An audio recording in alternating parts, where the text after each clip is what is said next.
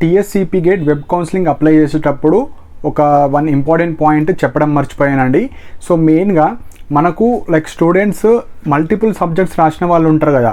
So ఇక్కడ ఎక్కువ majority students వచ్చేసి మనకు మల్టిపుల్ సబ్జెక్ట్స్ రాసిన వాళ్ళు ఉంటారు. ఓన్లీ కొందరు మాత్రమే సింగిల్ సబ్జెక్ట్ రాసిన వాళ్ళు ఉంటారు. సో ఎగ్జాంపుల్గా లైక్ ఒక క్యాండిడేట్ 2 కావచ్చు, 3 ఆర్ 5 ఆర్ 10 కూడా రాసేటోళ్ళు ఉంటారు. సో ఫస్ట్ మెయిన్ పాయింట్ వచ్చేసి మీరు సపరేట్గా అప్లై చేసుకోవాలి. సో దాని తర్వాత ఇంకా కొన్ని ఇంపార్టెంట్ పాయింట్స్ కూడా చెప్తాను. సో సపరేట్ అప్లికేషన్ ఉంటుంది. సో మీరు రిజిస్ట్రేషన్ ప్రాసెస్ చేసుకొని ఒక 2-3 మంత్స్ అయిపోయింది కాబట్టి చాలా స్టూడెంట్స్ మర్చిపోయారు. మీకు additional subjects and additional fee structure అప్పుడే తీసుకున్నారు. సో అప్పుడు మీరు సపరేట్ ఎగ్జామ్కి అప్లై చేసినట్టు. కాకపోతే మనకు ఒకటే వెబ్సైట్లో మీరు అప్లై చేశారు కాబట్టి అందరూ అది మర్చిపోయారు. మనం అప్పుడు ఫీజు కట్టాము, ఇప్పుడు కూడా రిజిస్ట్రేషన్ ప్రాసెస్కి ఫీజు పెడతారు వాళ్ళు. ఎందుకు? ఫ్రీగా పెడితే అందరూ అన్ని సబ్జెక్ట్స్కి అప్లై చేస్తారు. సో మెయిన్ పాయింట్ ఏంటంటే మీరు 3 రాస్తే 3కి సపరేట్ అప్లికేషన్స్ ఇవ్వాలి. అండ్ ఫీ స్ట్రక్చర్ వచ్చేసి ఓసీ బీసీ వాళ్ళకు 250 rupees and SC ST pH వాళ్ళకు 200 రూపీస్. సపోజ్ ఒక క్యాండిడేట్ 5 ఎగ్జామ్స్ రాశాడు, అతని ఇష్టం 5 అప్లై చేసుకోవచ్చు, 4 అప్లై చేసుకోవచ్చు, 3 అప్లై చేసుకోవచ్చు, అసలు అప్లై చేసుకోవచ్చు. లైక్ ఏది కూడా అప్లై చేసుకోకపోవచ్చు, అతని ఇష్టం. సో టీఎస్సీపీ గేట్ ఏం చేసిందంటే మీరు ఒక పీజీ కాదు మల్టిపుల్ పీజీ సబ్జెక్ట్స్ ఎలిజిబుల్ ఇచ్చింది. ఆ మల్టిపుల్ పీజీ సబ్జెక్ట్లో మీరు ఎగ్జామ్స్ రాసిన తర్వాత మనకు ర్యాంక్ కార్డ్స్ వచ్చాయి. సో మెయిన్గా మీకు హాల్ టికెట్ నెంబర్, ర్యాంక్ ఎంత, ఈ 2 ఇంపార్టెంట్ కదా. అవి ఎంటర్ చేసేటప్పుడు ఫస్ట్ అప్లికేషన్ మీకు ఏదైతే ఇంట్రెస్టెడ్ ఉన్న పీజీ ఉందో ఫస్ట్ దానికి అప్లై చేసుకోండి. ఇంకా ఎగ్జాంపుల్ ఒక 3 రాశారు, ఫస్ట్ది మీకు నచ్చింది అప్లై చేస్తారు. ఇంకా 2 ఉంటాయి. సో నాకు ఫస్ట్లో ర్యాంక్ మంచిగా లేదు, నేను ఈ 2కి అప్లై చేద్దాం అనుకుంటే అప్లై చేసుకోవచ్చు. సో ఫీ స్ట్రక్చర్ అందుకే తక్కువ పెట్టారు, లేకపోతే 1000 రూపీస్ 500 రూపీస్ పెట్టేవాళ్ళు. సో ఫీ స్ట్రక్చర్ ఎందుకు 200-250 పెట్టారంటే సపోజ్ ఒక క్యాండిడేట్ 5 ఎగ్జామ్స్ రాస్తే ఆ 5లో కూడా వెళ్దాం అనుకునే వాళ్ళు ఆ 5 కూడా మీరు సపరేట్గా రిజిస్ట్రేషన్ చేసుకోవాలి. సపరేట్ ఎగ్జాంపుల్ ఒక క్యాండిడేట్ ఎంఎస్సి బాటనీ రాశారు, జువాలజీ రాశారు, కెమిస్ట్రీ రాశారు, ఎంఏ తెలుగు రాశారు, ఎంఏ ఇంగ్లీష్ కూడా రాశారు. 5 ఎగ్జామ్స్ రాశారు అనుకోండి, ఎగ్జాంపుల్ చెప్తున్నాను. మిగతా వాళ్ళు సేమ్ మల్టిపుల్ ఎగ్జామ్స్ రాసిన వాళ్ళు ఈ విధంగానే చేయండి. సో కొందరికి ఉంటుంది ఆ 5 సబ్జెక్ట్లో కూడా మంచి ర్యాంక్స్ రాలేవు, ఆ 5 అప్లై చేసుకోవచ్చు, ఏం ప్రాబ్లం లేదు.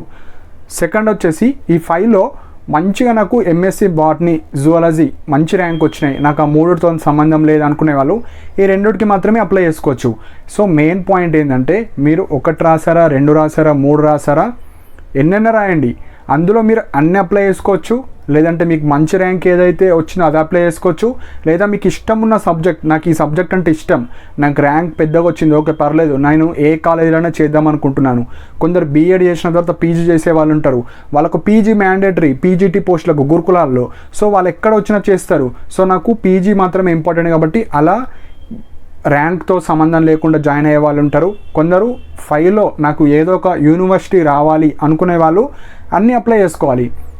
ఎందుకంటే ఇప్పుడు ఒక క్యాండిడేట్ 5 ఎగ్జామ్స్ రాశాడు, 5 ఎగ్జామ్స్లో కూడా టాప్ వచ్చిండు అనుకో, అన్నీ ఒకే రోజు రిజల్ట్స్ వస్తాయి. ఆ రిజల్ట్స్ ఇప్పుడు ఎగ్జాంపుల్ టాపర్ అతను అన్నిట్లో టాప్ 50 టాప్ 100లో ఉన్నాడు. అయితే అతను 5 ఎగ్జామ్స్ రాస్తే ఏదో ఒక కోర్స్ మాత్రమే తీసుకుంటాడు, మిగతా 4 కోర్సెస్ అతనికి వచ్చిన సీట్స్ ఉంటాయి కదా అవి ఖాళీ ఉంటాయి. సో వేరే వాళ్ళకి ఛాన్స్ ఇస్తారు. సో దీన్ని బట్టి ఏమర్థమవుతుందంటే మీరు 1 రాయండి, 2 రాయండి, 3 రాయండి, లాస్ట్కి ఒకటే కోర్స్ మీకు ఇస్తారు. సో మిగతా కోర్సెస్ మీకు చాయిస్, అంటే ఇందులో ఫెయిల్ అయితే ఇందులో అన్నా మీరు వెళ్ళొచ్చు అని దానికోసమే అడిషనల్ పీజీ సబ్జెక్ట్స్ని తీసుకొచ్చారు. సో మీరు దీన్ని ఎంత పాజిటివ్గా యూజ్ చేసుకుంటే అంత మంచిది. ఇప్పుడు ఒక క్యాండిడేట్ 3 రాస్తే 3 అప్లై చేసుకోవచ్చు, 2 అన్నా అప్లై చేసుకోవచ్చు, 1 అన్నా అప్లై చేసుకోవచ్చు, అసలు పీజీ కూడా జాయిన్ అవ్వకపోవచ్చు. ఇన్ని ఆప్షన్స్ ఉంటాయి. సో ఫీజు తక్కువ ఉంది కాబట్టి సపోజ్ మీకు ఉస్మానియా యూనివర్సిటీయే కావాలనుకుంటే అన్నీ అప్లై చేసుకోండి. లేదు మంచిగా లేదు ర్యాంక్, మనకి ఎట్లా యూనివర్సిటీ రాదు, ప్రైవేట్ కాలేజ్ కానీ గవర్నమెంట్ కాలేజ్ వస్తాయి అనుకుంటే మీకు నచ్చిన సబ్జెక్ట్ ఎంచుకొని ఎక్కడ వచ్చినా చేసేటట్టు ఉండాలి. సో ఈ విధంగా దీని కంక్లూజన్ ఏంటంటే మీరు 1 ఆర్ మోర్ సబ్జెక్ట్స్ ఎంతన్నా అప్లై చేసుకోండి. అంటే 1 అప్లై చేసుకున్న వాళ్ళు 1 అప్లై చేసుకోవచ్చు. అండ్ ఇవి ఎంఏ హిందీ ఇంగ్లీష్ అవి లాంగ్వేజెస్కి సంబంధించినవి కాబట్టి అవి సపరేట్గా ఇచ్చారు. మిగతా సబ్జెక్ట్స్ అన్నీ మనకు అదర్స్లో ఉంటాయి, ఎందుకంటే ఇవి డిగ్రీలో ఒక సబ్జెక్ట్ ఉంటుంది కాబట్టి అదర్స్లో పెట్టారు. సో మెయిన్గా కన్ఫ్యూజ్ అవ్వకండి. మీరు ఇంకా కొందరు ఉంటారు ఎంఏ ఇంగ్లీష్ తెలుగు రాసి ఎంఎస్సి బాటనీ అలా ఉంటారు. అలా కూడా ఉన్నవాళ్ళు మీరు ఫస్ట్ ఒక సబ్జెక్ట్ అప్లై చేసుకోండి. ఎంఏ ఇంగ్లీష్ అప్లై చేసుకోండి, లేదంటే ఎంఏలో చాలా ఉన్నాయి, ఉర్దూ, ఇంకా ముస్లిం కమ్యూనిటీ వాళ్ళు ఉంటారు, ఉర్దూ కానీ హిందీ. సో మీరు ఫస్ట్ ఎంఏ హిందీ అప్లై చేసుకోండి. తర్వాత అదర్స్లో ఇప్పుడు ఎగ్జాంపుల్ ఎంఎస్సి బాటనీ చేయాలనుకుంటున్నారు అనుకోండి, మీరు మళ్ళీ సపరేట్గా ఎంఎస్సి బాటనీ కూడా చేసుకోవాలి. సో మీరు ఫస్ట్ ఏదన్నా చేసుకోవచ్చు, మీ ఇష్టం.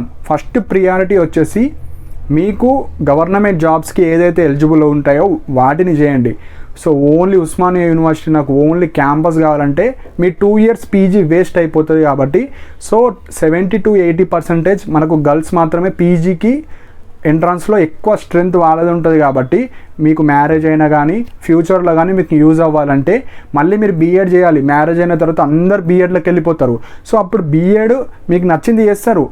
మళ్ళీ ఇప్పుడు లాంగ్వేజెస్ సబ్జెక్ట్స్ ఎంఏ ఉంటేనే మీకు ఎలిజిబుల్ ఉంటుంది. సో ఇవన్నీ ఉంటాయండి. సో ఇవన్నీ తెలుసుకొని ప్రాపర్గా మీరు ఎన్ని లైక్ 2 subjects అప్లికేషన్ చేస్తారా, 3 చేస్తారా, 4 చేస్తారా మీ ఇష్టం. సో ప్రాపర్ గైడెన్స్ తీసుకొని మీకు ఫ్యూచర్లో యూజ్ అయ్యే పీజీ చేస్తేనే మీకు యూస్ఫుల్.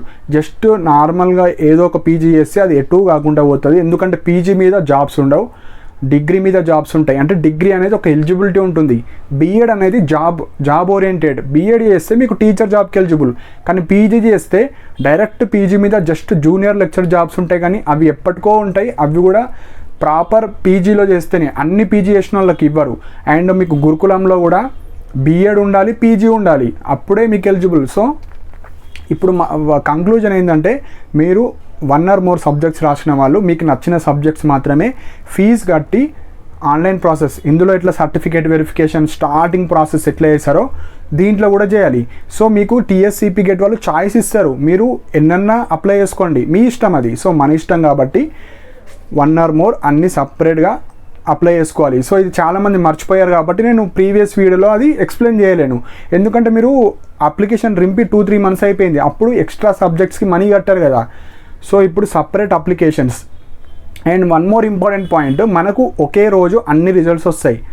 ఇప్పుడు ఎగ్జాంపుల్ ఒక క్యాండిడేట్ 4 exams రాశాడు, ఒక దాంట్లో మంచిగా క్వాలిఫై అవ్వలేడు సపోజ్, లేదా తక్కువ మార్క్స్ వచ్చాయి, ఇది ఇంట్రెస్ట్ లేదు, ఇవి 3 అప్లికేషన్ ఇచ్చాడు. సర్టన్ phase 1లో కాలేజెస్ వచ్చాయి, phase 1లో ఉస్మానియా వచ్చింది, ఇంకొక సబ్జెక్ట్లో లైక్ అసలు కాలేజీ రాలి, ఇంకొక దాంట్లో ప్రైవేట్ కాలేజ్ వచ్చింది, అతను ఏం చేస్తాడు, ఉస్మానియాకి వెళ్ళిపోతాడు. సో ఇక్కడ 2 ఇతనికైతే సీట్స్ వచ్చినాయి కదా, అంటే సీట్ రాని క్యాండిడేట్ వెయిటింగ్లో ఉంటాడు. సో నెక్స్ట్ సెకండ్ ఫేజ్లో ఇతను ఫిక్స్ చేసుకుంటాడు, ఇందులో వేరే వాళ్ళకి ఇస్తారు. సో ఈ విధంగా phase 1 phase 2 ఈ విధంగా ఫిల్అప్ చేస్తారు. కాబట్టి మీరు 1 రాసినా 2 రాసినా 3 రాసినా ఎన్ని రాసినా అందులోకి వెళ్ళే ఒక కోర్స్ మాత్రం మీకు ఇవ్వడం జరుగుతుంది. కాబట్టి మీరు ఇప్పుడు మీడియం ర్యాంక్స్ వచ్చిన వాళ్ళు అన్నిటికీ అప్లై చేసుకుంటే మీకు ఏదో ఒక మంచి కాలేజ్ సెకండ్ ఫేజ్లో వస్తుంది.